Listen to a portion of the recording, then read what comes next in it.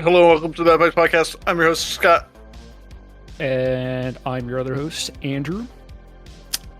Today we're going to be going through a couple of movies, specifically Killing of a Sacred Deer and The Lobster. I guess I should have said them the other way. Lobster 2015, Sacred Deer 2017. Both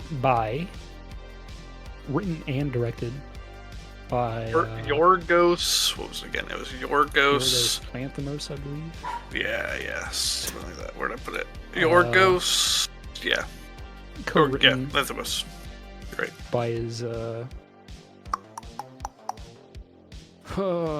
so sleepy. Co-written by his longtime collaborator as well, Filippo. I don't know how to say the first name, but it's. Hold on, I'm gonna say it. I'm believing you. Efthimis Filippo, I believe. Filippo.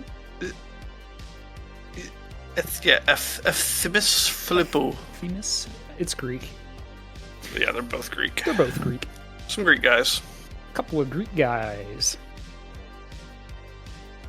They make some pretty decent movies, though. How do you want to go through these chronologically, or did you want to do Sacred Deer first for some reason? Yeah, let's I'm down for either one. What are you feeling? Let's do Lobster first, I guess, just because I want to read the first, like the genre breakdown that Wikipedia uses for it. All right, so this is Wikipedia.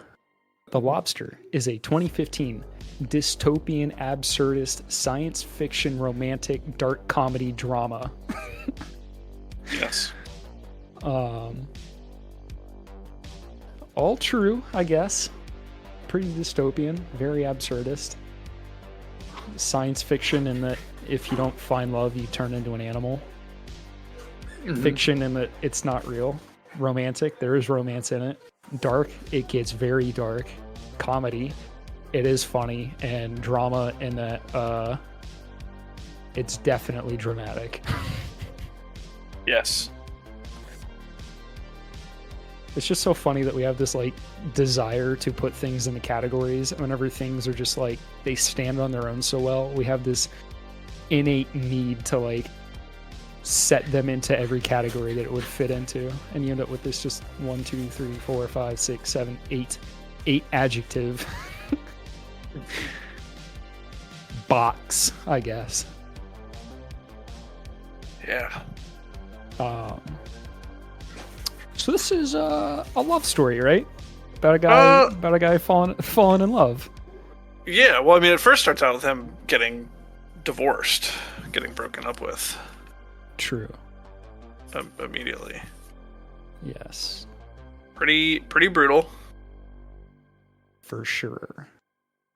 And yeah, so, apparently, as soon as you're no longer paired with someone, you're not allowed to be alone. You can't be alone. You're just immediately sent to the camps. You're sent to the coupling camps, which in this case is like a kind of bougie hotel.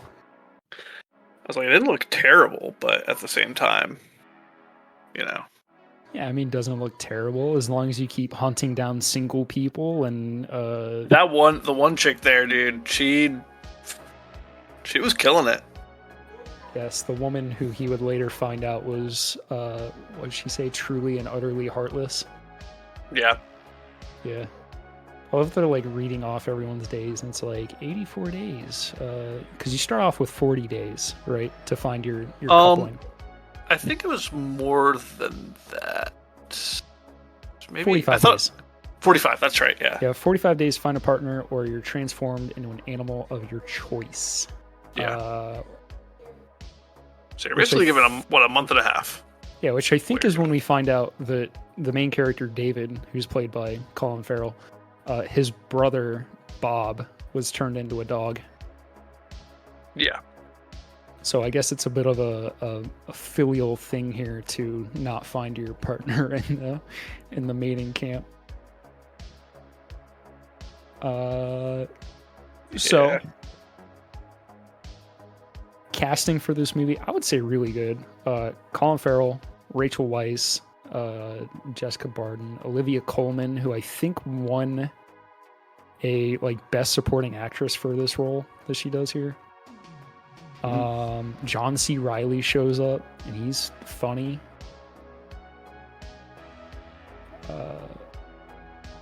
So the absurdist element comes in, right, where you're all sent into this hotel to find someone to couple with, and the only thing that seems to matter is whatever makes you different from everyone else, right? Yeah. And usually these are just sort of they really push you trying to find something that you have similar with someone else, and it's always something stupid. Yeah, so you've got your guy with a limp and he can't find a girl with a limp, so he starts slamming his nose on stuff so they can get nosebleeds. Dude, that was so wild. You've got John C. Reilly, who has a lisp and is just trying to find, you assume, someone who has a lisp. You've got the horse girl, who's incredibly proud of her hair. Yeah. And then you have David, that for most of the movie doesn't really seem to have a defining characteristic. Yeah, he seems kind of dull, honestly. They're yeah, I mean, the thing that most sort of defines him for the whole first act is his, I guess, depression, following his divorce.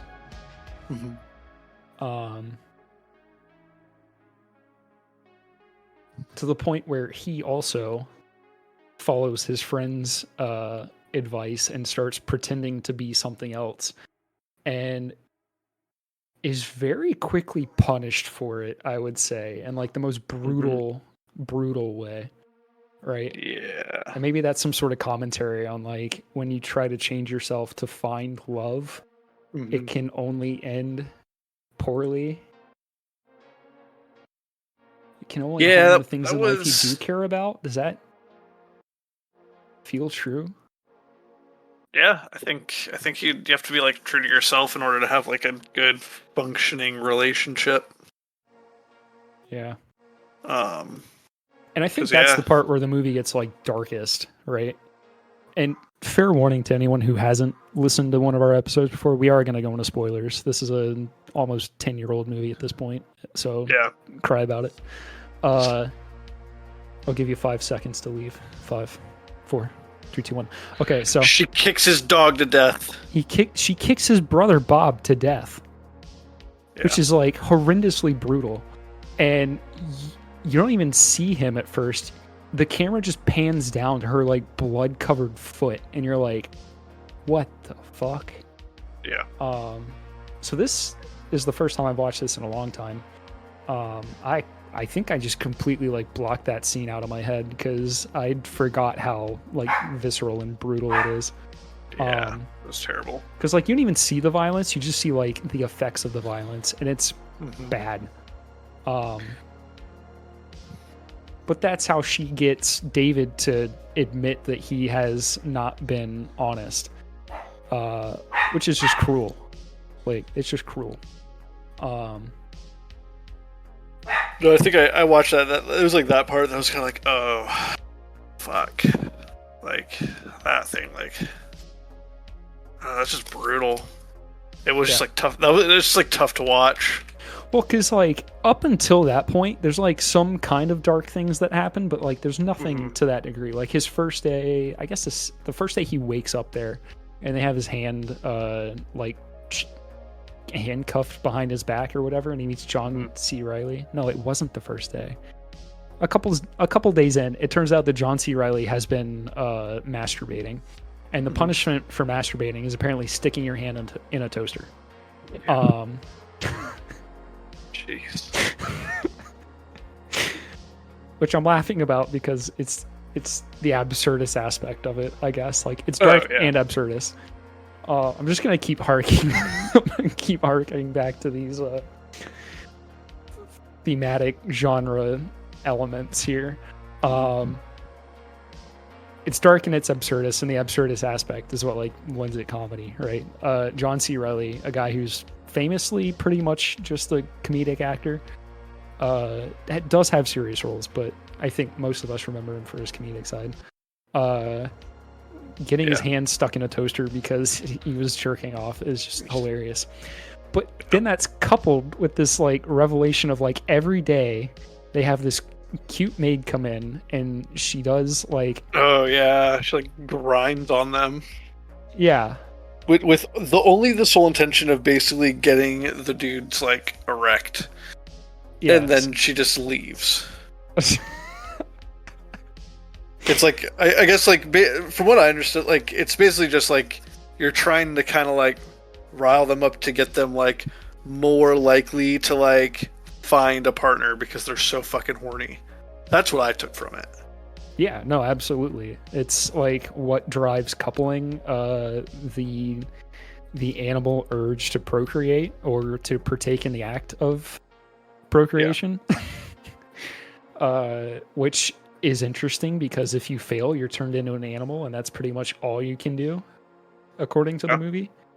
Yeah, I thought that was very interesting when Horse Girl is going to get turned into an animal, and they like bring her in. They're like, "Well, today's your last day. It's like you should pick something you want to do, and we suggest you don't do something that like you're gonna do as an animal. So like, don't go for a walk in the garden.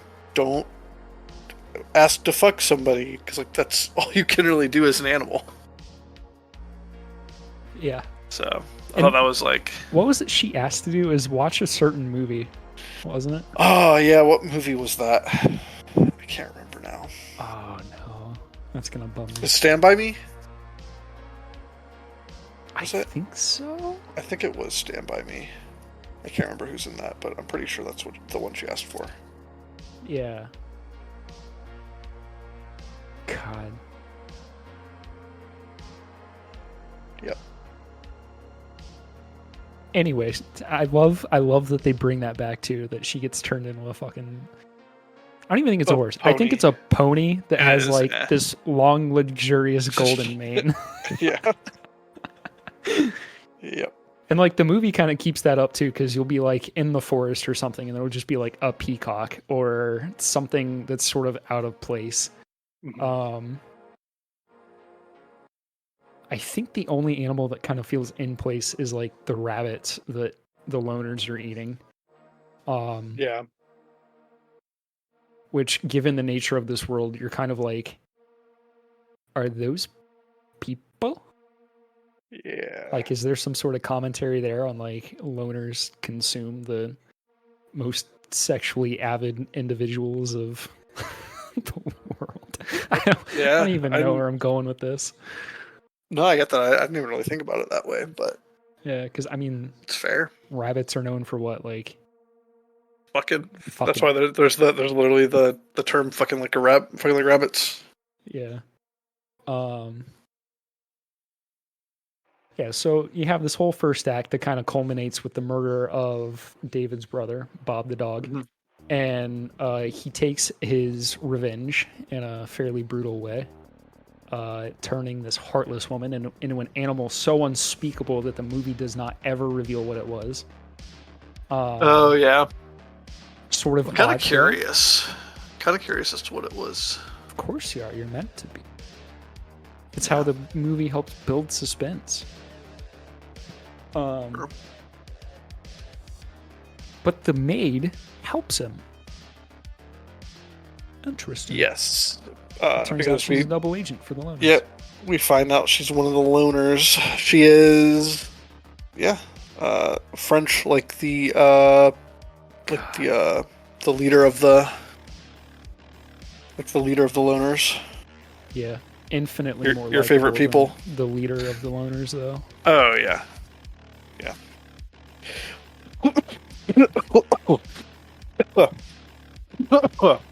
Sorry, pulled a mat out here. Just taking a big rip on my fucking bong.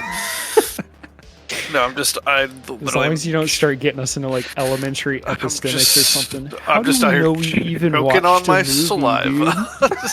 dude? I'm just choking on a pale ale here, my saliva and a pale ale. No, do you know? I was just thinking about. Do you know what one of my favorite scenes of the entire movie is? What?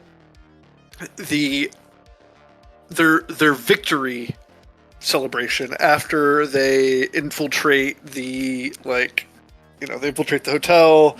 And they basically they have their whole infiltration. The loners go in there, and you think at first you're kind of like, are they gonna kill some of the couples or one of the couple, one person in each of the couples?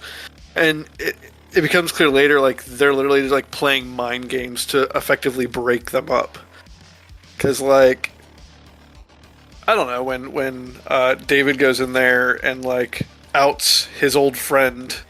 Yeah, it's kind of a superficial play, right? Yeah. Of look, you guys aren't as happy as you think you are, you know? Mm-hmm. One of you could survive without the other. And it's well, truthfully, any healthy couple, if they broke up for some reason, both of them being individuals on their own could survive without the other, right? Yeah. It's when people aren't healthy that they can't survive without the other. Yeah. And it's this kind of superficial rebellion, right? I can't be happy alone, so I'm going to make the people who are superficially happy together admit their unhappiness or something like that. Which is interesting in that, for the hotel managers, it does kind of work out that way. But for the couple that was lying to be together, they stayed together. Yeah. As far as we saw in the film. Yeah. Which kind of begins to introduce that element of there's more to love than a superficial sharing of interests or personality aspects, right? I think it's very much trying to tell you in the beginning, the things that bring us together are similarities, right? But in the end, what keeps us together are differences. Yeah. Or maybe bearable differences. Or maybe it is the intention of changing later to stay the same that keeps us together, which we'll get to eventually with the end of the. Yeah. I was gonna say, so act. Yeah, you basically date once his partner he's faking to be with kills his dog and he turns her into the unspeakable animal. He goes and flees and teams with the loners. That's when they do this. They plot this whole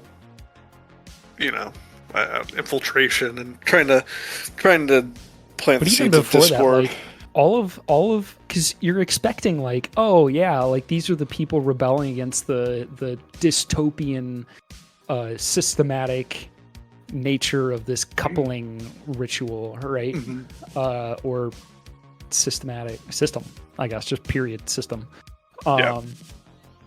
And if anything, the loners are even worse than them.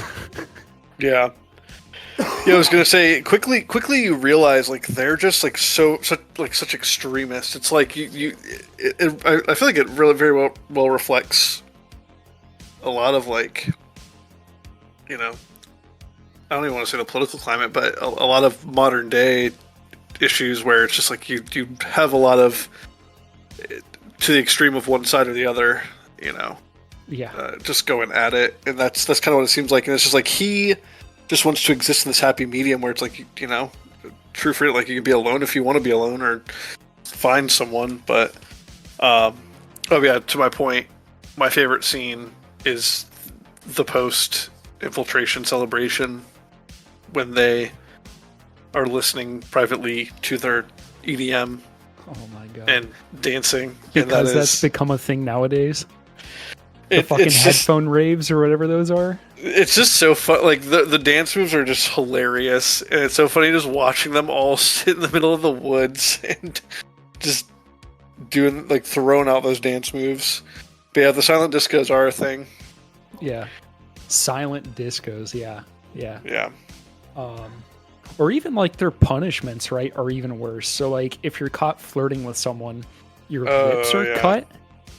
The red kiss, and then they do reference the red fornication. The red fornication, which apparently is so terrible that she's never seen it, but people have talked about it. Yeah, I don't know that I'd ever want to experience. It's also that. fully revealed that our narrator is not our main character, right? Because our main character is David, but our narrator is Rachel Weisz's character. What the hell is her name? Does it ever tell us her name? I don't know. No, she's just the nearsighted woman.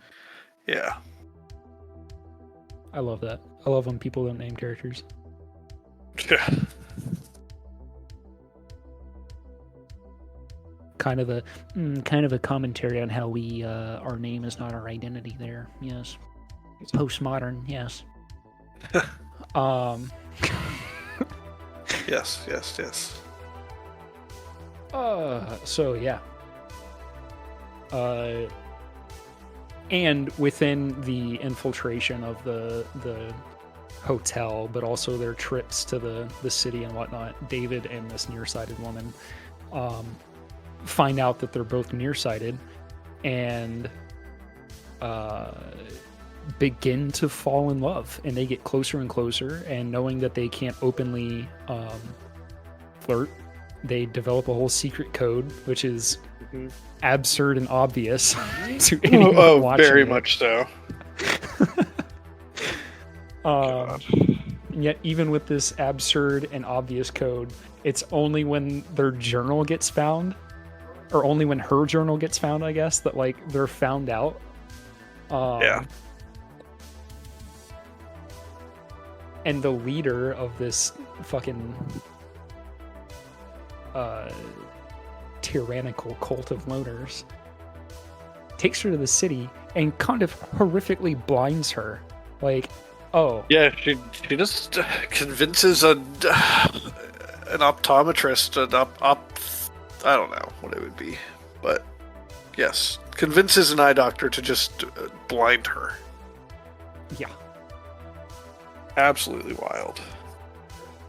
And then on the fucking trip back, when it's kind of revealed that like, oh, we're not going to be able to be in love because we don't have this thing in common anymore. The leader straight up fucking like, dude, that scene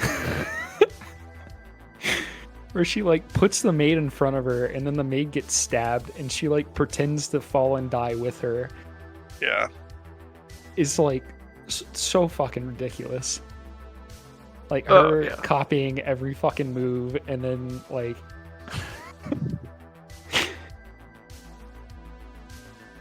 I don't even know how to interpret that scene. Yeah. Yeah, no, that was it was very interesting. I was watching, I was just kind of like, she's really playing it on. She's like really being dramatic with it. And then she just fucking like gets up and is like, yeah. She just gets up and is like, yeah, I'll fucking help you train a dog to like guide you in the woods or some shit like that. And then like, she never does. Yeah.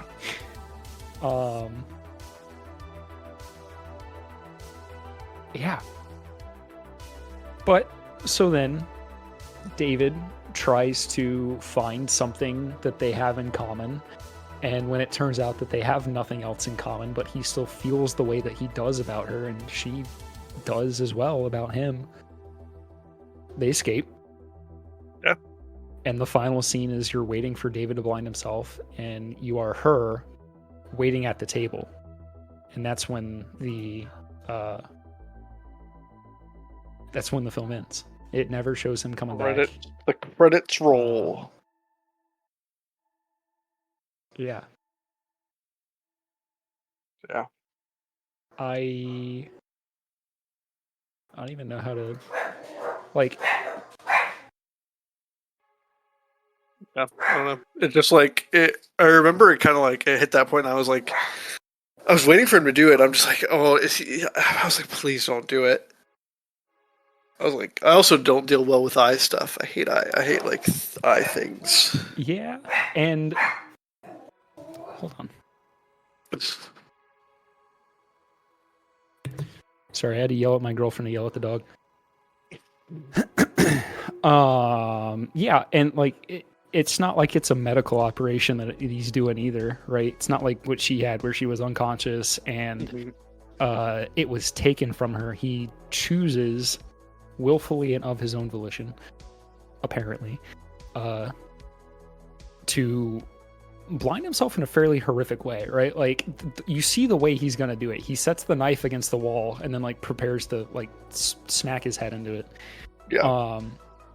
And knowing that she have to do that twice, for this to apparently be in love with her, or to make this, I don't know, like analogy to marriage, maybe like the sacrifice.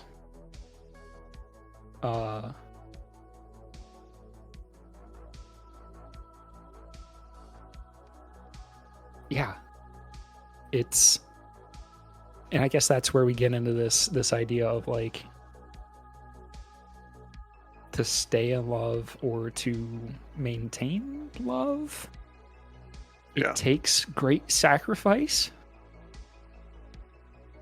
Yeah. Which I think is, I mean, there's two sides of it, right? There's like the people who are kind of idealistic and they're like, no, love should be easy. And if it's not, then it's not really love or something like that. But there's the other side, which is like, actually love is nothing but hard work and self-sacrifice and all these other things. You know, they're all very difficult. But at the end of it, it only has meaning and purpose because of that, right? Yeah.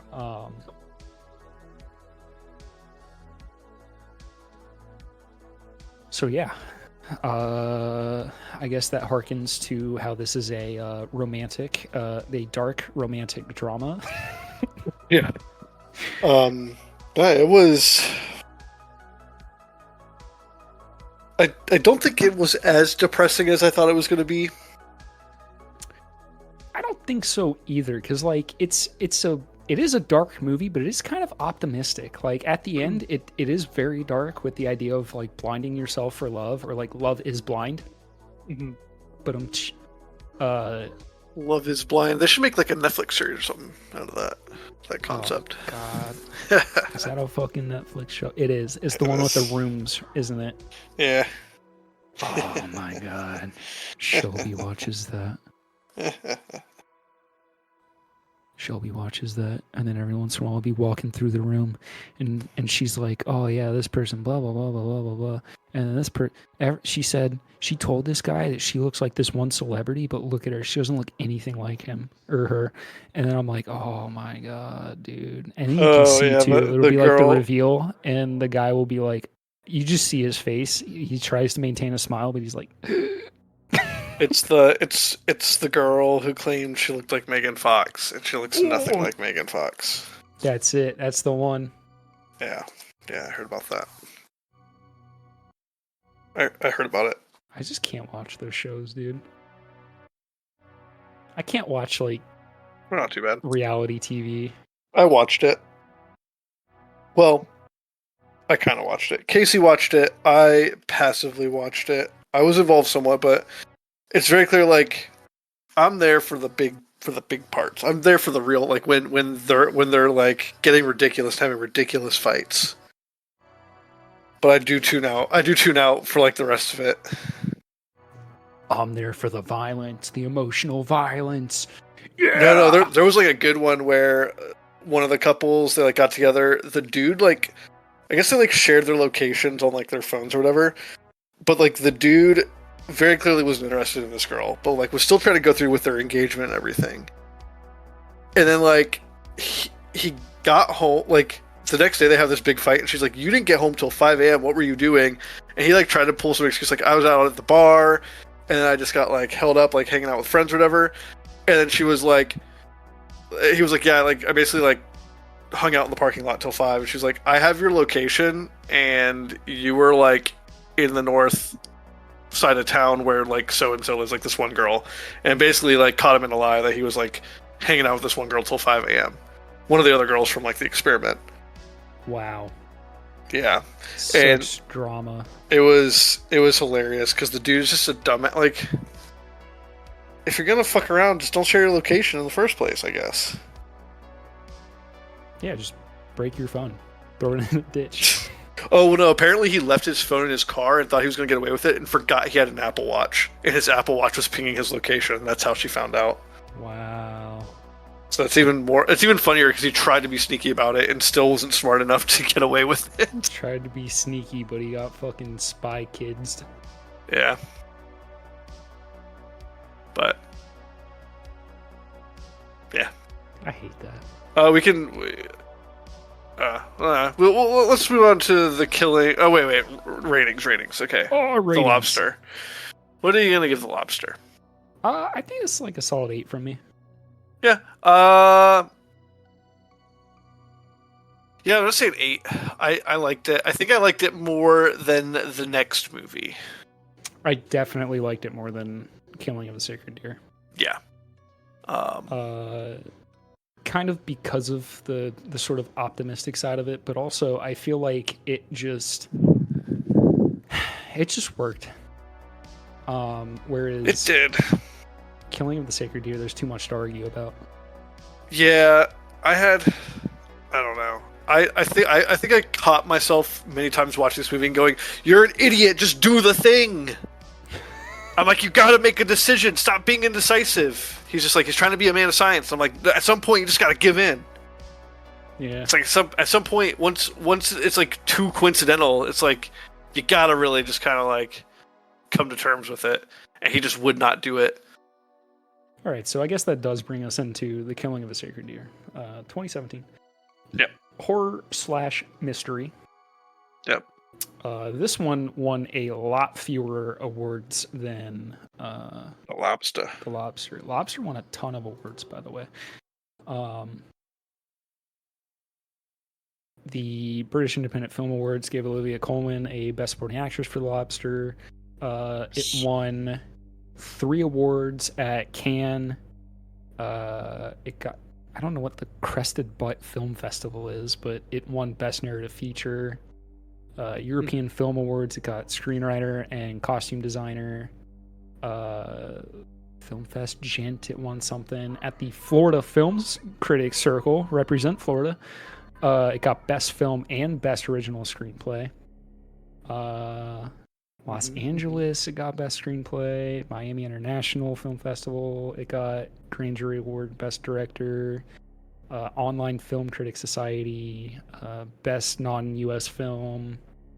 Rotterdam International Film Festival, it got fucking Best Cinemark 2013 project. I have no clue what that means, but it got awards, all right?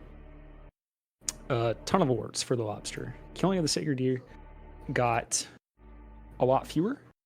Got Best Screenplay Award from Cannes, and the Sitges Film Festival Jose Luis Garner Critics Award. So it was also nominated for a lot fewer awards than The Lobster. Also, I think reviewed slightly lower than The Lobster. However, I will say this: it seems like horror people liked this a lot more,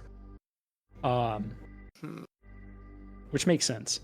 The soundtrack alone for this was perfect. My dog did not want to be in the same room the whole time we were watching this movie. Oh yeah.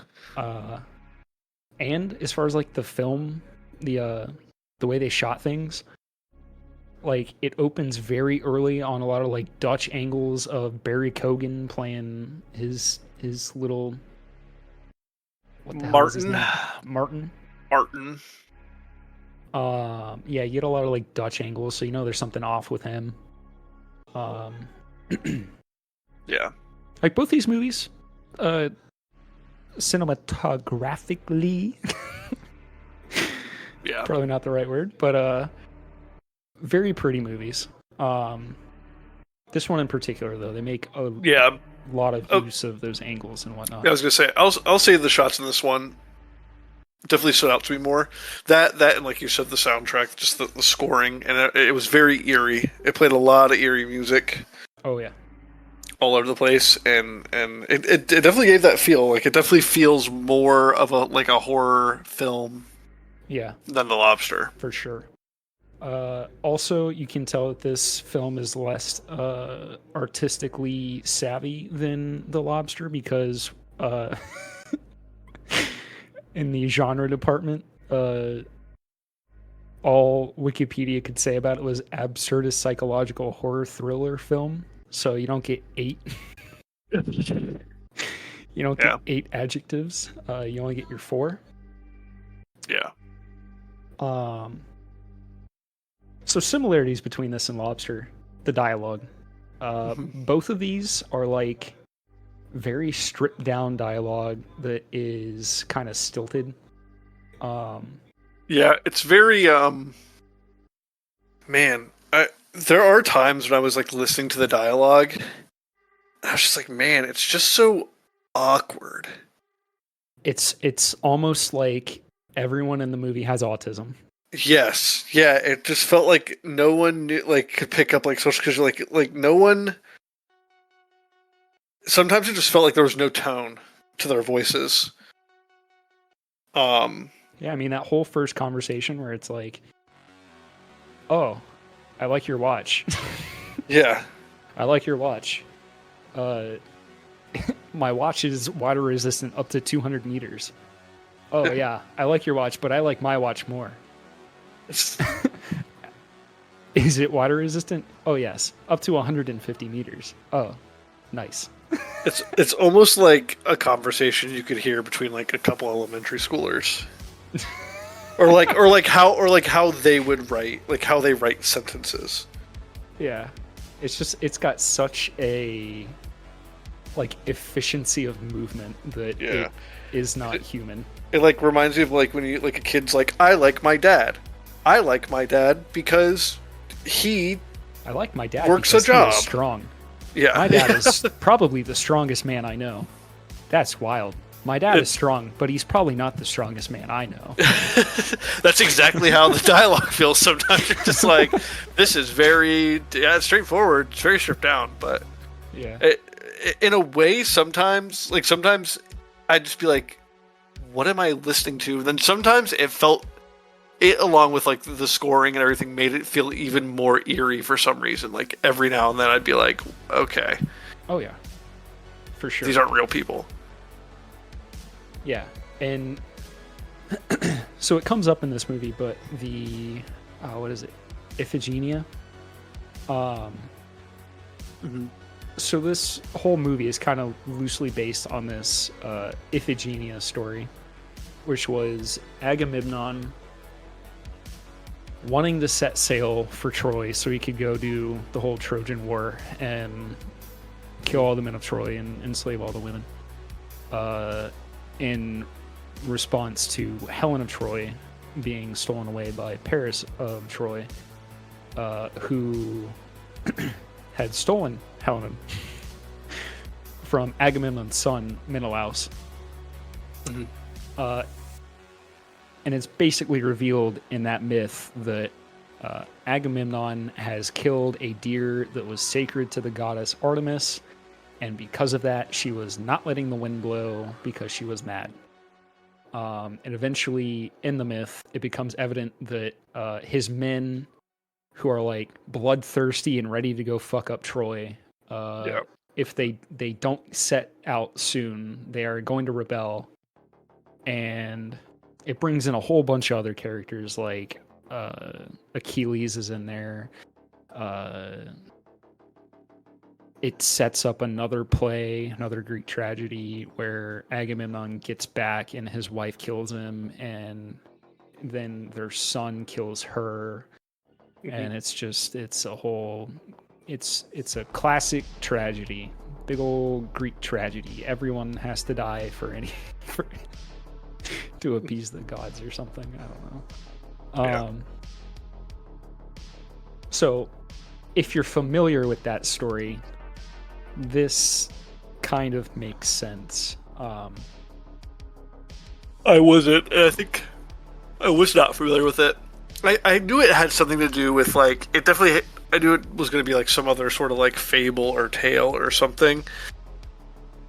I did not look into it when I watched it, and I probably should have. So that makes a lot more sense. So the only thing that like set me up for it is when he's talking to their principal or whatever, trying to figure out which of his children he should kaput, and the principal, I believe, says she has a very good essay on Iphigenia. That makes sense. Yeah, and so like it. Hey, putting on my English degree glasses right now. If they mention another piece of art, it's probably got something to do with this story. Checks out. Like, if you looked at the soundtrack for this movie, as far as like the music, I guess, I bet it has something to do with Iphigenia as well. There's a lot of classic music in this piece. Yeah. Checks out. So, we meet Martin through Steven, who is played once again by Colin Farrell. Again, great casting for this movie. Colin Farrell, Nicole Kidman, Barry Keoghan, Alicia Silverstone. It's a good cast. Very stripped down cast compared to The Lobster, though. Yeah. Which makes sense, because I think a lot of the time in like Greek tragedy in those plays, there's only like 5 or 6 characters. Yeah. Not really. I mean, really the characters that matter the most in this are just, you know, him, Colin Farrell's character. Is it Steven? Yeah. Steven is his name? Yeah, so Steven, the family, and his Martin. wife Anna, their children are Kim and Bob again. Brother Bob comes back. And then Martin, Barry Keoghan's character. I don't know if he's coming back after what happened to him at the end. I was gonna get there. Why do they gotta kill Brother Bob every time? You know what? I'm convinced that Yorgos had like a Bob like steal his like wife or girlfriend or something, and he's just like, I'm going to put Bobs in all my movies and just kill them.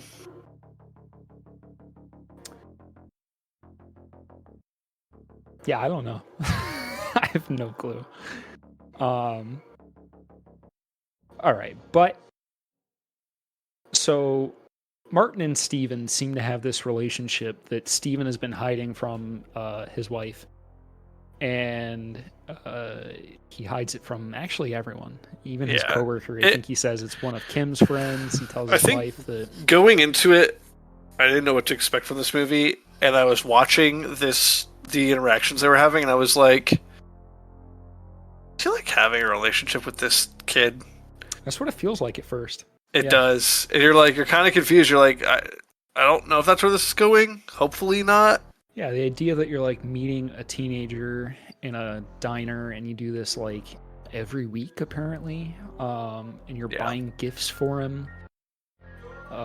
Nice watches with leather wristbands that get replaced with metal wristbands. Which kind of touches off like other people in the movie for like something's weird here, because like his coworker is like, that's my same watch. Yeah. Well, you kind of get like, he at first is like telling his coworker like, oh, this is my daughter's classmate who's interested in being a doctor, and he's like telling his family like, oh, this is I can't remember what he tells them he is in relation to. I can't remember. Oh no, he says that he was interested in becoming a doctor or something like that, right? Yeah. But then you get the other weird stuff, like he goes to Martin's house for dinner, and his mom starts like sucking on his thumb or something, and you're like, oh, what the fuck is going on? Yeah, and she's just like, you have really nice hands. Yeah, why does that? I like your hands. What is the implication of that? You know? Yeah. Such clean hands, which is like, I guess, some dramatic irony there, and that like his hands theoretically are red with his father's blood, right? Yeah. But him and his mom keep saying that he has such clean hands, and tries to repeatedly set him up with his mother, which kind of opens up this suggestion in the film that like he won't kill one of his children, he'll kill his wife, and then you'll have this weird incestuous kind of thing going on where it's like he gets with Martin's mom, and Martin is with Kim. Yeah, I can't even lie. It feels weird. Because, like, so the stuff started happening. And, like, yeah, you have, like, this stuff started happening where, like, he brings Martin around his family and they hang out or whatever, and then, like, all of a sudden, like, he and Kim, Steven's daughter, are, like, hanging out, and Kim's, like, very much, like, infatuated with him. And they're, like, going on motorcycle rides, and then, like, one morning they wake up and old Bob can't feel his legs. He's like paralyzed from the waist down. But even before that, they set up the daughter. Mm-hmm. They have the whole scene with like Martin and her, and they go, and she's like standing under this tree, and singing. I didn't really know what to make of that scene, because as I was watching, I was like, is this some sort of like coming of age imagery, like she's coming into bloom, and this is like a loss of innocence moment for her, which makes her an unsuitable sacrifice, I guess. I couldn't really tell what they were doing there. Before that, she's a good kid, and then after that, she's pursuing this relationship, which is implied to be a not good thing. Yeah. She's lying about it. She's evading her parents and whatnot. Well, and my whole thing was like, as soon as Bob woke up and like couldn't feel his legs, like he had the whole Martin's mom thing happen, all that. I was like, oh, is he gonna try to like? At first I was like, oh, is he gonna try to like off Bob and then be like, I can be your new son?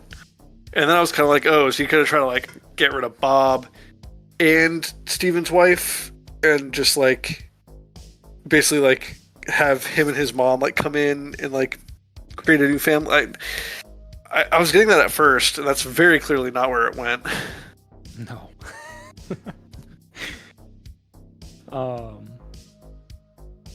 It's interesting too, right? Because like, so he has like the original sin of the film, right? He's killed Martin's father through carelessness, I guess. Did not respect the importance of his station, and because of his lack of merit, I guess this tragedy is set into place.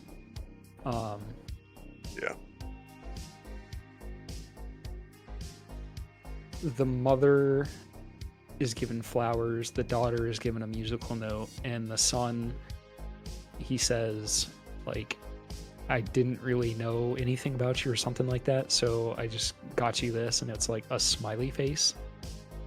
So he gives gifts to everyone. Which is interesting because Steven gives Martin a gift. Martin gives the family gifts.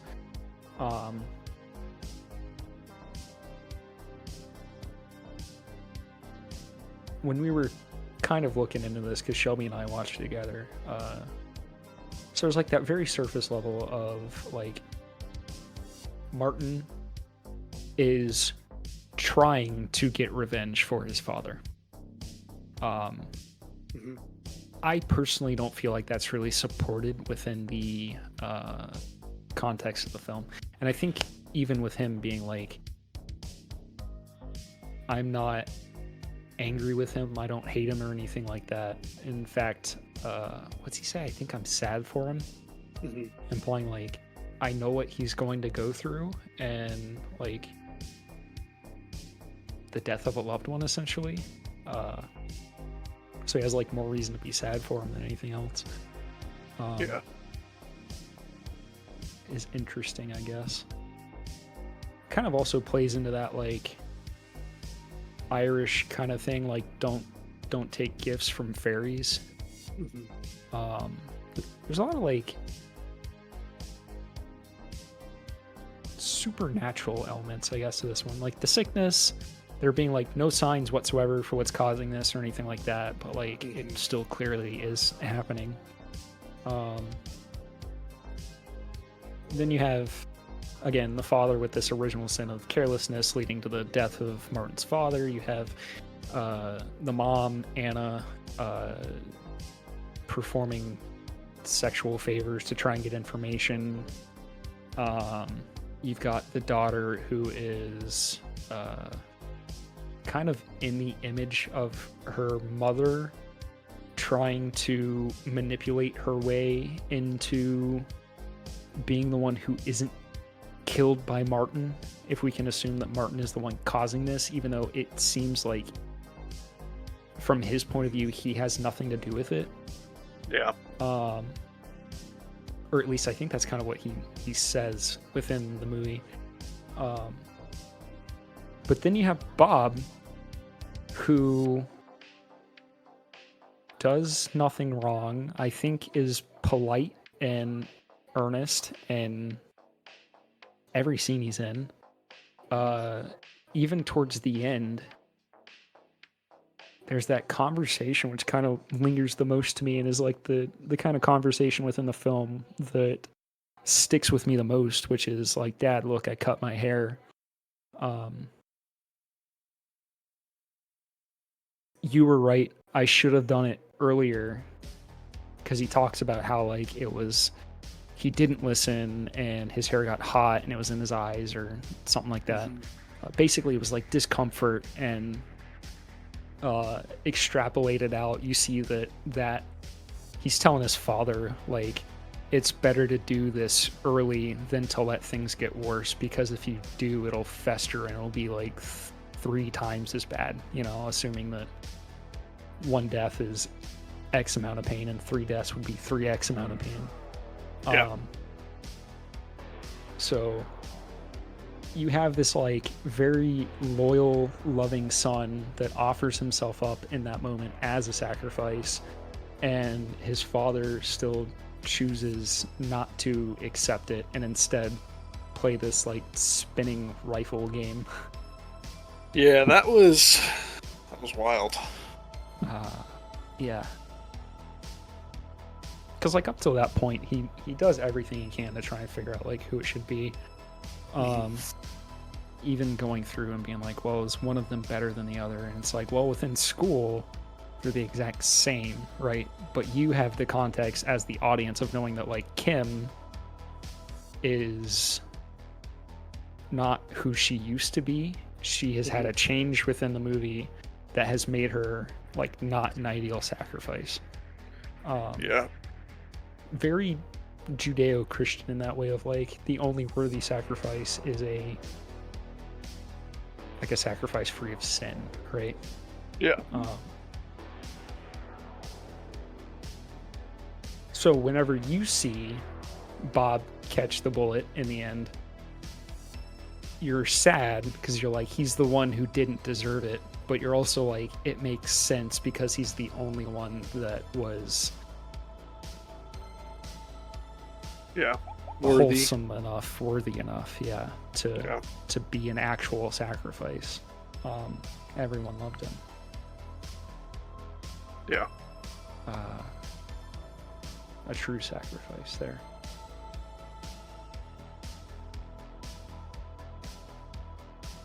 Yeah, this movie, I don't know. It was all right. Yeah, like I get why people on the horror thriller side would be so happy about this, because it is a truly suspenseful movie without relying on things like jump scares or something like that. There's no monster, right? The monster is within each of the main characters, with the exception of Bob. Yeah, I don't know. It's a good, like, mythic sort of tragedy, except, like, not everyone dies, only the best of us dies. Yeah. Only the innocent gets killed.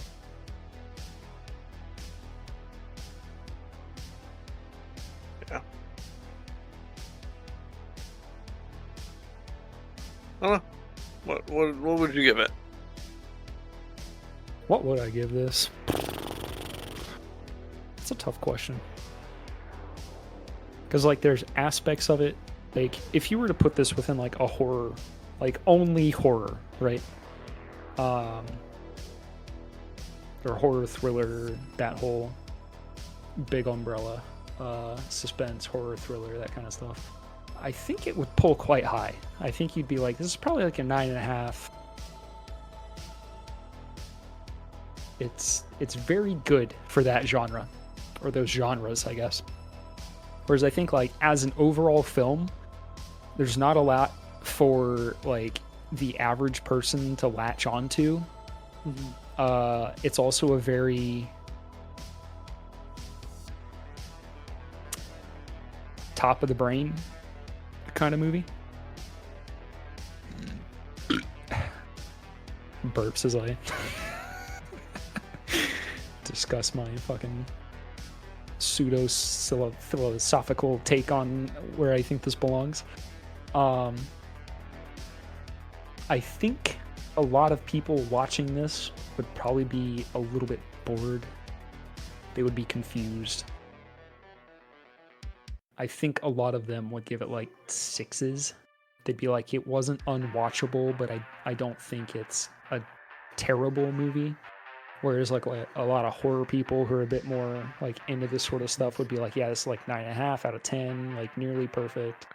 I think I'm somewhere between those, like maybe a 7.8, maybe an 8 if I was like feeling generous. Yeah, I think I'm just gonna give it a 7. I think I'll do 7.5. I'll do 7.8. I like 7.8. Yeah, here's an interesting little tidbit I found on Reddit. I haven't read through a good bit of what people said, but someone was saying that they were very confused about the whole like Martin trying to get Stephen with his mom sort of thing. And somebody kind of replies, as far as like that goes, as like the whole like him trying to get Stephen with his mom sort of thing. If you think of the movie as asking when two humans are interchangeable, Martin feels that there exists a cosmic justice in the idea of an eye for an eye. It's not that he wants Stephen to suffer, it's that he honestly truly feels that this death makes up for that death. So similarly, he should feel that if Stephen became his father, that would level the cosmic scales. So it seems like Martin may be trying to do that as a like, I know this is going to like happen. Looks like he seems like he very much knew like at some point, you know, things were gonna have to level out. So like, it almost, they're saying it kind of felt like his whole thing was like, well, if I can get Stephen with my mom together, I get a father back, and things get leveled out, and no one has to die, sort of thing. It's an interesting take, I suppose. Yeah. I don't think it resolves the eye for an eye issue, though, within the context of the film. Yeah. Like, I don't know, horror movies like to do this thing where they're like, here's an unsettling sexual dilemma, and you're like, uh-oh. Like The Witch, right? There's the scene in The Witch where the younger brother looks at his older sister and sees her cleavage and is like looking for too long, and you're like, this unsettles me. I'm uncomfortable.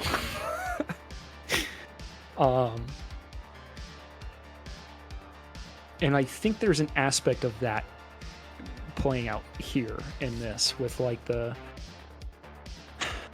you killed the lady's husband, she's trying to seduce you, it's uncomfortable, and it puts the audience on edge, right? Because it's like, if it's implied that you're a murderer, right, which the movie kind of implies that he's a murderer through this act of carelessness. You're kind of like, well, if you're willing to murder someone, or you're willing to be careless enough to murder someone, like, what else are you willing to do to, like, what other sins, I suppose, are you, like, willing to do? And sexual stuff is just, like, a deeply uncomfortable place for sin to occur, right?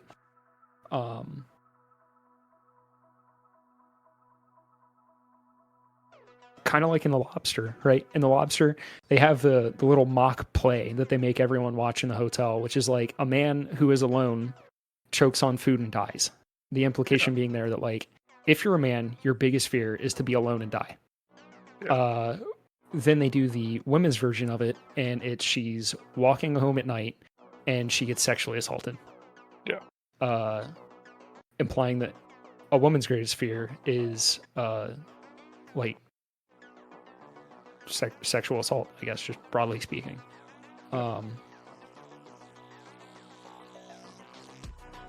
Which lent that movie a greater discomfort to the whole idea of coupling, which is like just for survival's sake, or just for the prevention, or more so for like the protection of a man.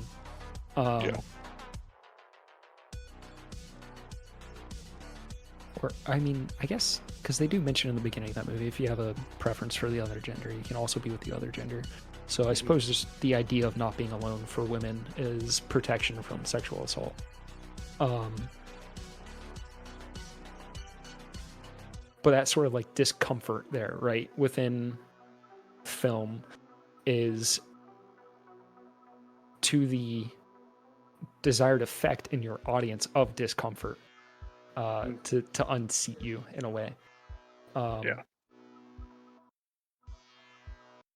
So yeah, I wonder how much of it is like actually saying something within the theme of the film, and how much of that is the director establishing tone with Killing of a Sacred Deer specifically. Because if we go back to like Iphigenia, it's about a father sacrificing his daughter to go off and do war and commit like more crimes, basically, right? Yeah. This movie obviously deviates from that in that his daughter comes of age and is no longer a worthy sacrifice, so he has to sacrifice his son. And nothing comes along to take the place of that sacrifice. Like what would have happened in like Abraham and what was his son? Anyway, the fucking Judeo-Christian story about God demanding that Abraham kill his son, and then when he's about to do it, God sends a lamb in his stead, and like God provides the sacrifice, right? So like in the Judeo-Christian myth or story, God provides the sacrifice, whereas in this apparently godless story, there is no sacrifice other than innocence. So yeah, I don't know. There's a lot to talk about, a lot we could discuss, I guess, if we had a deeper understanding of perhaps Greek tragedy and Iphigenia and the surrounding stories. I'm not at all familiar with those. I'm not either. I haven't read a ton of Greek plays. I've read pretty much the ones they force you to read for school, and none of them are Iphigenia, at least within our Florida public school system.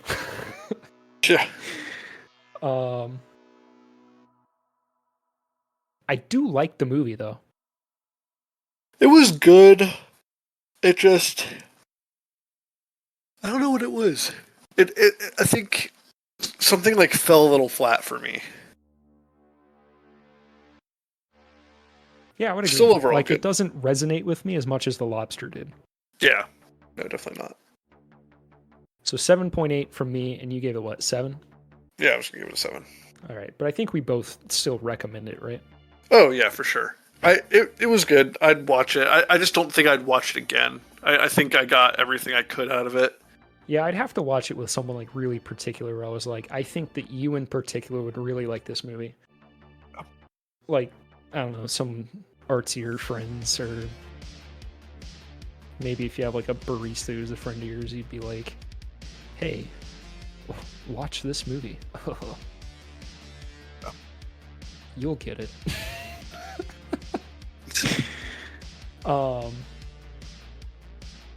Yeah, so I guess that's it for The Lobster and Killing of a Sacred Deer. Have you watched anything in the past like week or two that you don't feel like merits a whole episode or something that you just want to talk about? I am getting Casey to watch Game of Thrones for the first time.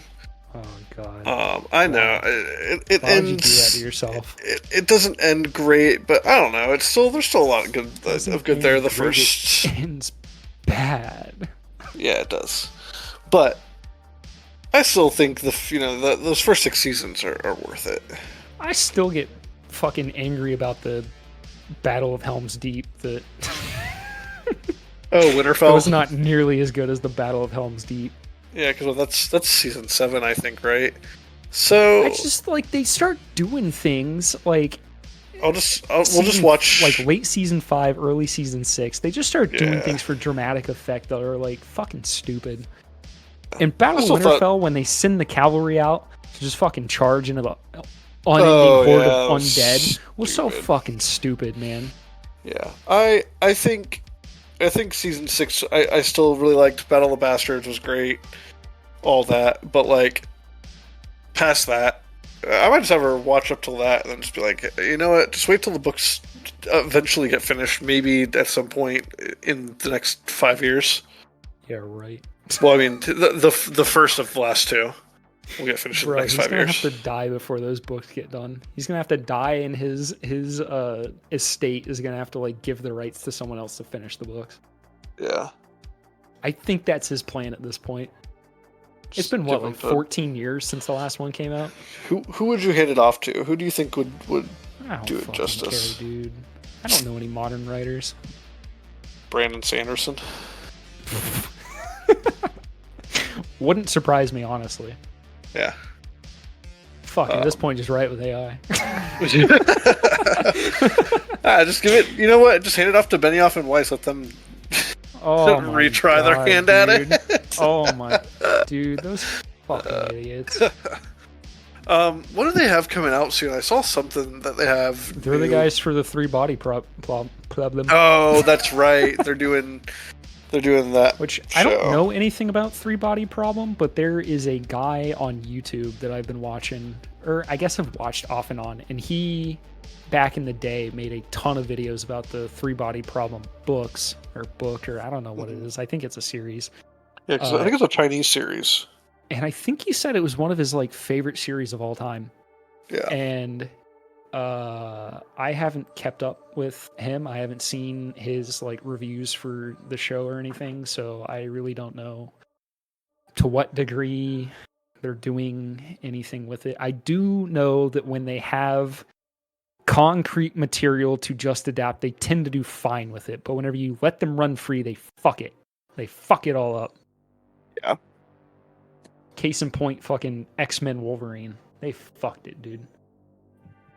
Worst depiction of Deadpool, and the depiction of Deadpool in that movie was so bad, it made Ryan Reynolds work for years to get an actual Deadpool movie made. And when he was put in charge, and he, like, someone who had passion for the character and for the properties that it came from, like, made something that people were actually fucking excited about. Which makes me worried about this next Deadpool movie, because Disney has their fingers in the pie now, so we'll see how that goes. Also somewhat noteworthy, Arc the Animated Series came out, started getting released March 21st, so that was a little over a week ago. The first 6 episodes are out. Part 1 is called. I watched it all because I played Arc a good bit. back in the day, years ago. And whenever I saw the cast on the show, I was like, what the hell? Have you looked at the cast for the show? I haven't, no. Gerard Butler, David Tennant, Michelle Yeoh, Jeffrey Wright, wow. Elliot Page, Carl Urban, Alan Tudyk, Russell Crowe, Vin Diesel. Like, I saw all those names. That's wild. Went, what the shit? Yeah, so I was like, all right, I'll watch it.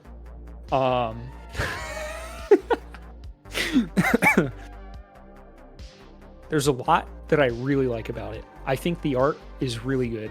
I don't know what studio it is that did the fucking show. Tiger Animation, it looks like. Studio Wildcard, Tiger Animation. The animation, I think, is clean. Like, it's bright, it's vibrant, pops. The dinosaurs look good, which is necessary in a show that heavily features dinosaurs and other prehistoric monsters of history. I think that having your big bad guy be a Roman dude, an ancient despot of ancient Rome, is very good. He's General Gaius Marcellus Nerva, voiced by Gerard Butler. He's fantastic. David Tennant's character, this Sir Edmund Rockwell, is like a really weaselly, snaky kind of guy, and I mean, I just like David Tennant, so that was really good. The handful of minutes where you see Carl Urban's character, who is a guy named Bob, third Bob this episode. He's a dude who is in Normandy, so he's like, I assume, a paratrooper. His character's interesting for the 2 minutes that you get to see him. But all these things I really like are heavily balanced by things that I fucking hate. Oh no. So your main character is an Australian woman. She is a Aboriginal descendant, at least. So she's black, which is fine. But her whole identity... Well, okay, here's the things I really like about her character. A, she's a paleontologist, geologist, and I forget what the third one is, but she's like 3 scientists, which all makes sense because they're all pretty much in the same school of science, right? So it makes sense that a paleontologist would also be a really good geologist, because you got to know about rock strata to know ages of bones and what you're going to find in certain strata. That all is good. That's all good character decisions. She's gay and she has a wife named Victoria. That's also fine. What gets really annoying oh no, is that her entire identity doesn't really stem from being a scientist and that kind of stuff. It all stems from being a woman of color who is also an activist. And her mom was an activist, and they really fucking pull the cards on you here. They're like, look, we really want you to care about the main character. Okay, so her mom is an Aboriginal woman who got cancer and died, and even on her deathbed basically was going to these Aboriginal this land was our land first kind of thing rallies in Australia. Her wife Victoria is, God, dude, you cannot be more cliche. She is the pixie cut, blue-haired activist woman who I think gets murdered in China for what? Yeah. So this main character is just her mom died from cancer. Her mom died. Her wife died. They have made zero mention of her father, but because she's lighter than her mom, you're kind of expecting her dad to be a white dude, an Australian white dude who for some reason left her mom, his wife, her mom, and then every single white dude in the show is just evil. So you got the Roman dude who's white, even though as a white guy I typically see Italians as being a little more tan than I am, but he's just white. You've got Sir Edmund Rockwell, who's a British dude from the 19th century, so the 1800s. So it makes sense that he would be a fucking douche or something.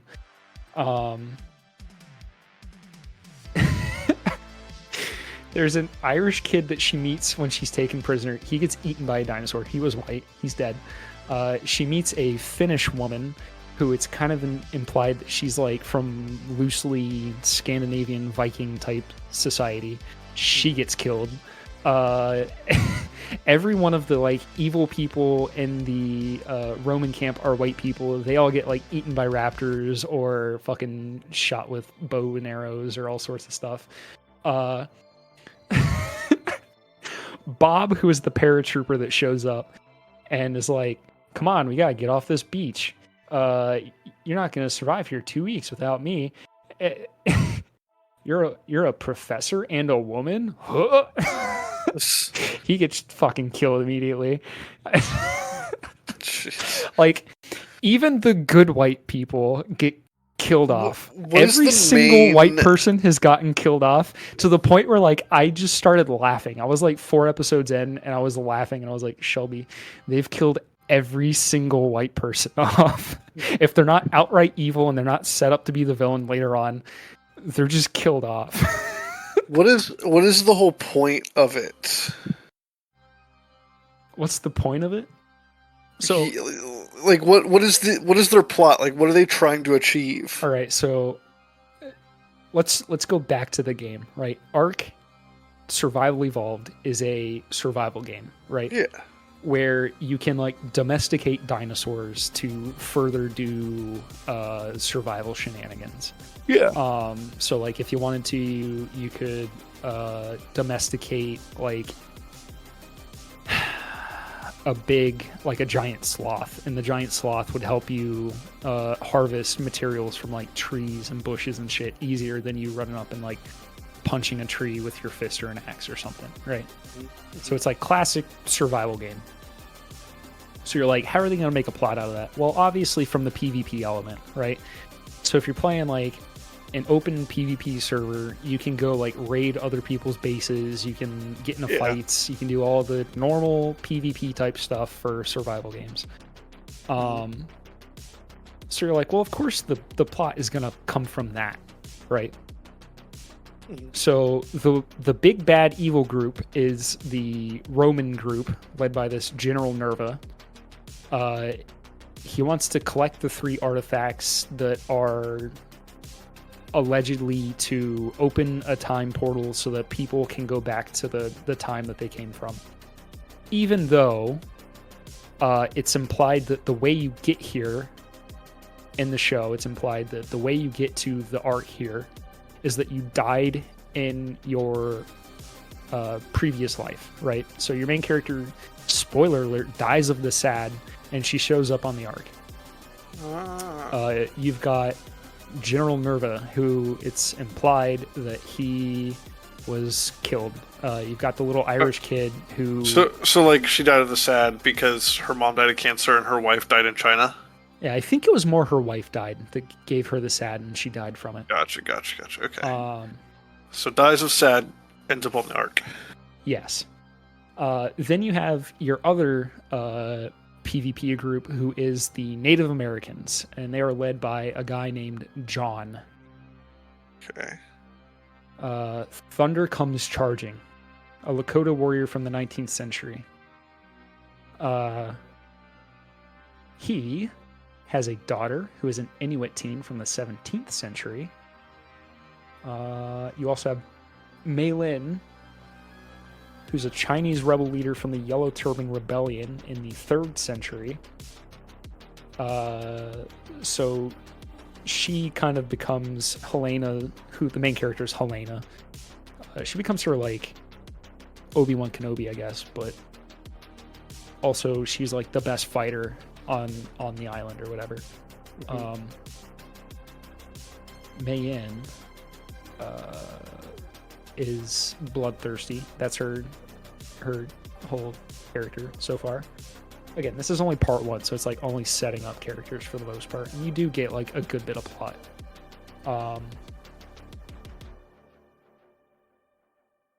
So basically, you have Roman guy who wants to get these artifacts to open up the time portal so that he can bring an army of dinosaurs back to Rome and reshape the world in an image of his choosing. Kind of a cool idea.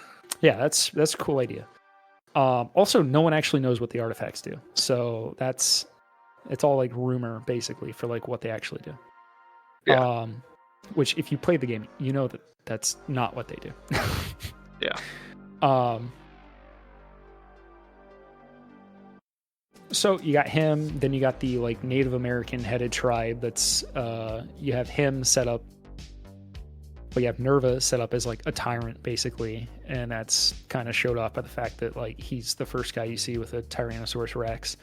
Then you've got Thunder comes charging John, who is a Native American, and his community has like a whole council. They can't do anything without voting about it. You have Mayan, who is this like rebel leader who got too bloodthirsty, and there had been like a previous war, I guess, with Nerva, and because of her bloodthirstiness, they lost. So they've been kind of like just chilling, doing their own thing off away. What else? So yeah, it's basically just like conflicts like that. And they show you some of the stuff that's in the game. Like you can stick platforms on the big old apatosauruses and things that have like flaming catapults on them. And they open a loot box at one point and get like a hyper future gun that like shoots fucking plasma bolts or some nonsense. So yeah, the whole plot is basically like bad guy Roman guy want to bring dinosaurs back to Rome, and he's like totally fine being a brutal despot basically.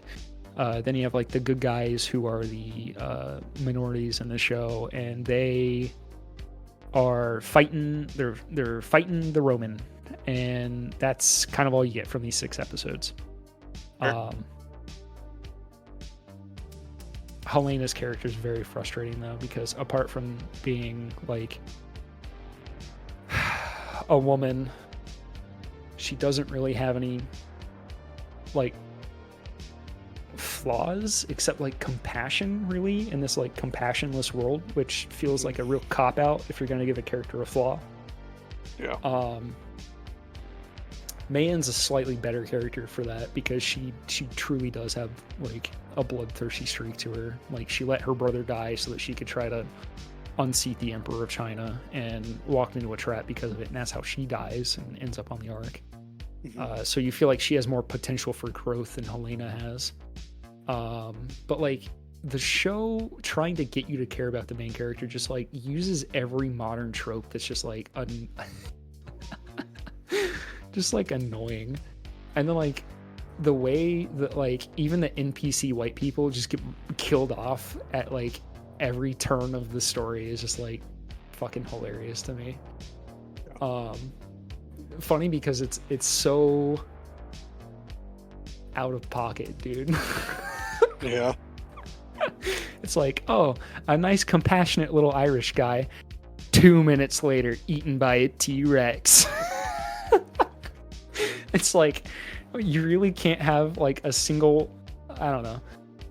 I mean, if you know the... Who makes the show? Like, I know it's Amazon, right? No, it's on Paramount. Oh, it's on... I thought it was Amazon. No, it's Paramount Plus. Interesting. I don't know. Would you recommend watching it? Here's the thing. If you can just put up with the stupid crap and like it legitimately is boring when it's trying to get you to care about Helena, right? It is a boring, cliche, played out show when it's trying to get you to care about her. Whenever it goes back to being like evil Roman guy wants to bring an army of dinosaurs to Rome, and like some Native Americans are preventing that. That part's cool. That part's fun. If they would have leaned into that more, and like, I don't know, like just Probably they just have too much going on with the like minority standing up to the white despot, right? Like that's where the show is like becomes a little silly. It's kind of like, if we're basing this off the game, like if this is like the game, point to me in the game where that is. Like, what's the point? That's the issue, right? You made a show out of a survival game. Yeah. Right? Like if you made a fucking Minecraft show, what the fuck would it be about? Somehow it'd be about getting to the fucking Ender world and killing the dragon, right? But you have to give a reason for why that's necessary. Yeah. Whereas in this, they've set you up with like a greater plot, right? Which is like find the artifacts, figure it out, so that the Roman guy can't take an army of dinosaurs back to the ancient Rome and like rewrite all of history. Which again, that's cool. That's a good aspect of the show.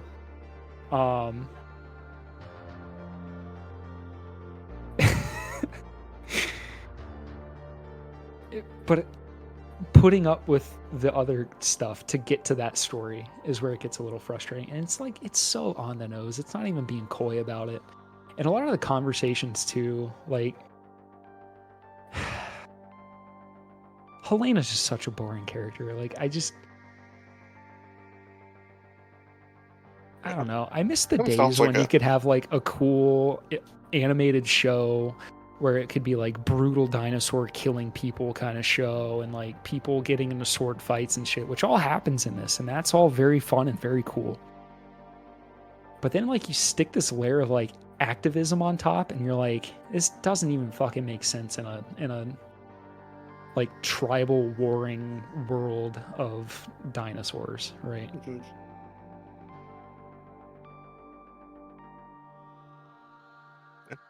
So yeah, that's my feelings on it so far. I am kind of looking forward to the future seasons because they do a preview of like the part 2, and they give away like so many plot points in it where I'm like, why would you show people that? Why would you show people that, like, spoiler alert, Bob isn't dead? Yeah. They find him again somewhere else, and you're like, oh, respawn? Yeah. You respawn in video game world? Whoa. Yeah, so like all these white characters that died off, I think you'll find them again somewhere else, and that's all. That's how they'll get around this like goofy, silly thing. But with only part 1 being out, it does just feel so absurdly comic to be like, we kill off every white person. This is going to be a team. It's going to be like a Team Rocket sort of thing. Team Rocket's blasting off again. Yeah, because then you get to the issue, right, of like, well, if you kill off the bad guy, what happens? He comes back. So, what do you do about that? Yeah. Like, there is only one answer, and it's we live in harmony. And I don't think that that's the direction the show's going to go in. You got to find a way to disconnect them. Disconnect them from the server. You gotta fucking DDoS them. Yeah. Yeah. Right now, currently, I'd give the show a 6. Sure. Animation, I'd say like a 9.5. Like, it's really clean animation. Nice. The cast, again, very good cast. I just wish that they were not so modern day about it. If they'd been like, yeah, we're gonna give you a really fucking brutal animated show about like dinosaurs fucking ripping people apart, I'd have been like, hell yeah. And it gets so close to that too, dude. I cannot express how close it gets to that, and then it just like fucking sucks you out with the activism. Yeah. I don't know. Maybe if I was like an Aboriginal from Australia, it would make more sense to me. Resonate with you more. Yeah. Oh. There is an old family rumor that we're part Native American on my mom's side, but I honestly don't believe it. Yeah. It'd be cool if true, but I just don't think it's true. I've got a little tiny bit on my dad's side. Do you claim it? Yeah. Oh. Probably should. I'll do that. Know who would? Maybe I'll look into that. Who? Brewski. Oh, yeah. Well, so, because, like, he used to dance and do all that. And he was friends with, like, a dude who also was, like, very into, like, going to, like, the Native American festivals and dancing and all that, like, doing the traditional dances. And the dude he was friends with is, like, the son of, like, one of my dad's, like, childhood friends. That they were, like, in Boy Scouts and everything together. That's pretty cool. Yeah. Dude, I love when they bring Native American stuff into shows. Like, there was that show, The English. I only watched, like, a couple episodes of it and then got distracted and never picked it up again. But I was really liking that. And, like, I don't know, it wasn't like... It wasn't trying to break your nose with, like, if you're a white man, you're the fucking end-all be-all of evil, right? Which is just frustrating when it's like, first off, my ancestors that were white on my mom's side were, like, poor farmers that immigrated here from Ireland. Yeah. They weren't shit. They didn't have slaves. They had a fucking pig farm up in, like, South Carolina. And yet, I'm gonna get called a fucking slaver or something for the rest of my life, probably. Now, I do know white people who know that their family owns slaves. Maybe give them more shit than you give me. True. No, but I don't. I'm just frustrated. I wish we could all get along, dude. Maybe never. Just tell fun stories again, man. I just want fun stories. No, they have to politicize everything now. I feel like 80 years from now, people are going to be looking back at this era of, like, cinema and video games and stuff like that, and they're going to be like, they were all trying way too damn hard. Yeah. That'll be interesting to see how it appears in the history books. Yeah, it'll be interesting when we're not even a footnote. Yeah.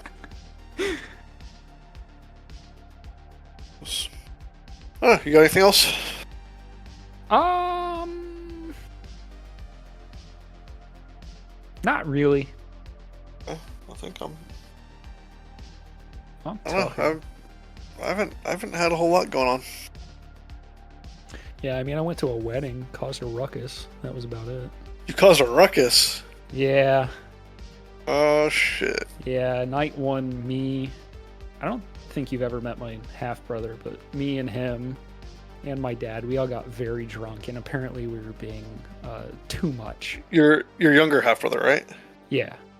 Yeah, I think I've met him, like, briefly. Brendan, yeah. Brendan. Yeah, way to dox him, dude. Anyway. You know what's funny is he doesn't get along with my mom, and whenever, like, him and my dad hang out, it just becomes like a frou-frou on my mom kind of thing. That's hilarious. Which is double funny because he's not my dad's kid. So you guys went out and got drunk and got in trouble?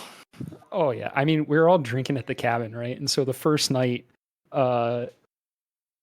it was supposed to be, like, the first time our family met their family. Yeah. So I got up there around like 4 o'clock, was probably settled in around 5, and we just started immediately drinking, like, uncorked the bottle of, like, 12-year Aberfeldy, and we're going to town on that, and doing shots of Tullamore, and they were doing shots of tequila and stuff, and we were out front smoking cigars off and on, and out back smoking cigars, and then the groom's parents showed up, and they just were not prepared for the level of belligerent that we were at. So, dude, it was... Anyone listening, keep in mind, this was like a very drunk, we were obviously trolling at dinner kind of conversation, but me and my brother were like insulting each other at the table, just like calling each other like, you're a bitch, no, you're a bitch, and then like elevating it from there. Oh, no. And then someone was like, can't you guys just have a normal conversation? And Brendan goes, all right, fine. What do you think about the socioeconomic status of the world right now?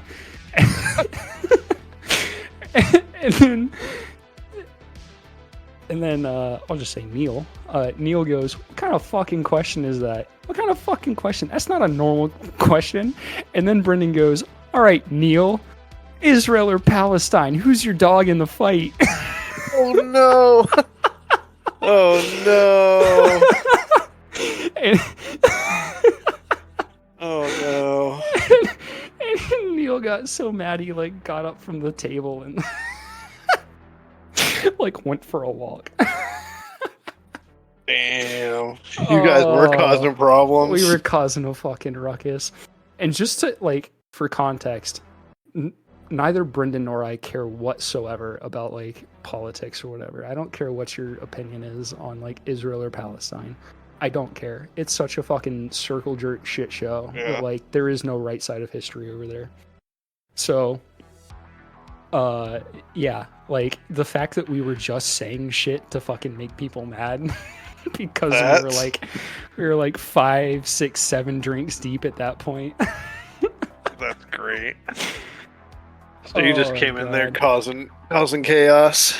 Yeah, and then like we wake up the next day and like one of the groomsmen is like, oh yeah, nothing like being in the mountains to just get rid of the hangover. And me and my dad look at each other, and after this kid walks away, he goes, I'm not hungover. And I go, I'm not hungover. What an asshole. And then that night was like a welcome gathering.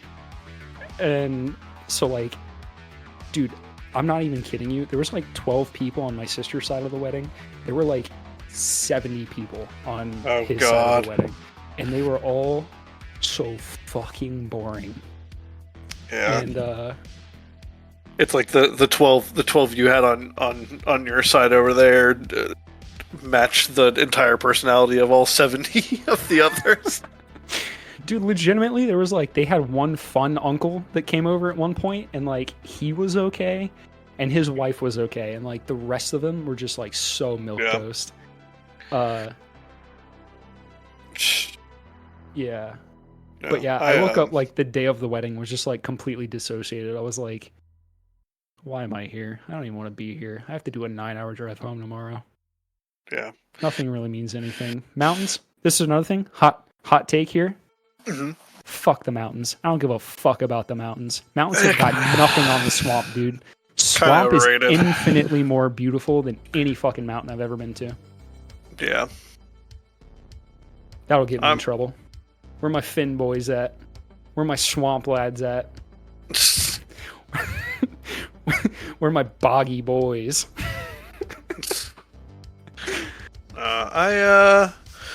Basically, I didn't do much of anything I had to work this past weekend, but the weekend before, Casey's family was here. So yeah, just hang out with them. I had some cigars with her. Hey, you'll be proud of me. I went out, had a cigar with her dad and her brother-in-law, and I finished it all in one sitting. Oh my! I kept pace. Dude, I kept pace so with her dad. Proud of you. Thank you. Also, whenever we'll have to get some. Hey, well, I was gonna say, whenever at some point her parents are coming down to like meet my parents, like hang out. Probably might be around Christmas time. So her dad already wants. I was telling him about how do you like your cigars like a hobbyist. So he wants to go. We might have to go get some cigars with Casey's dad. Dude, I was ruined by the stuff my dad was smoking. Not like it destroyed me, but like that what he was smoking was so much better than the stuff I've been smoking. Oh, yeah. And I was that's I'm gonna have to it's get like some of those. her dad and like his friends, they'd go to like cigar. I mean, this dude's like, he's a I think he's a retired from Air Force. He's retired like firefighter and arson investigator, and he like now he just hangs out with his friends. Man, he's a real man. He hangs out with his friends and they go to cigar auctions. That's like their lives. Casey always jokes that, like, I mean, he's just living the retired life, and she always jokes about his like hot girl walks, you know, because like that was like a whole thing. And his hot girl walks are like he has like these 3 tiny dog, like he has like 2 King Cavaliers and like 1 little gremlin dog, and he just goes out and he has them all in one hand. He walks them and he smokes a cigar in the other. He just walks around the neighborhood. And I was like, honestly, kind of the life. Hell yeah. So if my dog wasn't such a spaz, I would fucking smoke a cigar outside. But dude, it was 3 a.m. and my dog was like, time for the war cry. And someone was like fucking around with a car or something outside. And she was doing the howl, man. She was doing the Jack Russell howl. And I was like, I'm proud of my girl for finally howling. But also, it's 3 a.m. Stop it. She's such a cute dog, though. Oh, man. Yeah, next time we're down, we'll have to fucking get some cigars then. And, yeah, for sure. No, it was nice. We just sat. So like they got an Airbnb like over here because like we don't have room. We don't have room in the house. Like we can't keep guests. So like we kind of just like were there hanging out with them. And there's like a nice little back patio with a huge yard. We just went back there and had a little cigar and a beer. Nice. And I've been smoking my pipe a little more often lately. Hell yeah. So I don't know, like, man, I haven't touched my pipe in forever. Dude, something like St. Patrick's Day rolled around, and I was just like, I just want to go sit on my front porch with a Guinness and smoke my pipe, and that's what I fucking did. That Kelly blood came out. It did. It just like I had a hankering, and now just every now and then I want to go sit. 'Cause like we have like a nice like sun porch. I'm just like this, and we have like one of those like big like bench rocking chairs, like you see it like out in front of like Cracker Barrel. Perfect for like just sitting out there and smoking a cigar or a pipe or cigar. You know. You know, it's just a fine morning. I think I'll pack me pipe full and I'll go have a pint. Yeah. I'll take a little smoke and enjoy the sunshine. Stick my feet in the clover.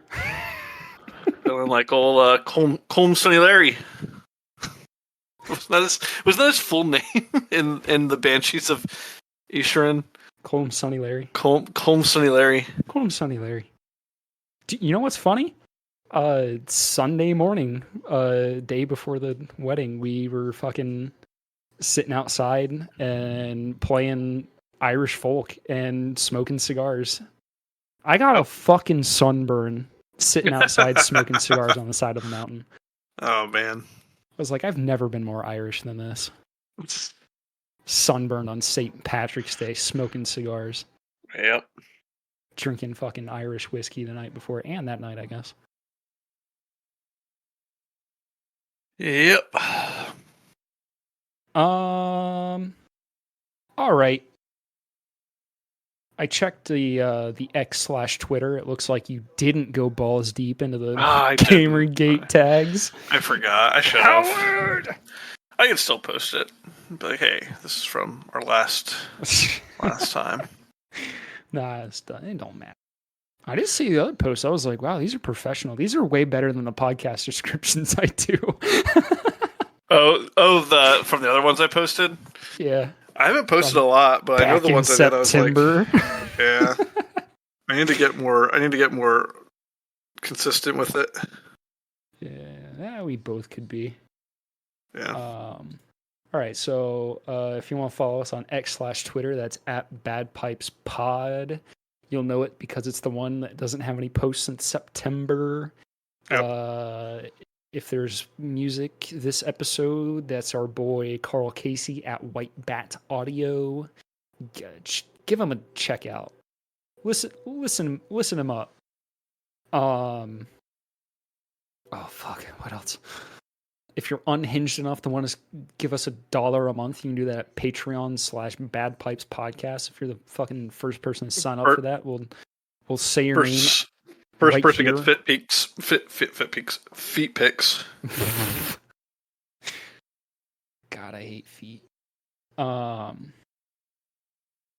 Let's see, Patreon, Twitter. Carl Casey. Carl Casey. That's like That's it. That's all we do now. We're on the fucking lazy boy grind. Fucking set my chair back, stick my feet up. Take pictures of them for the fucking foul boys. If you have any questions, send them to, what is your email?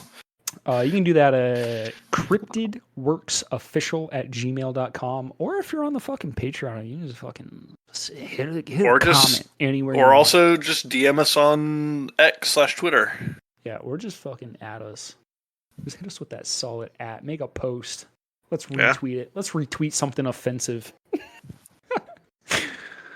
All right. Kiss your dog. Good night.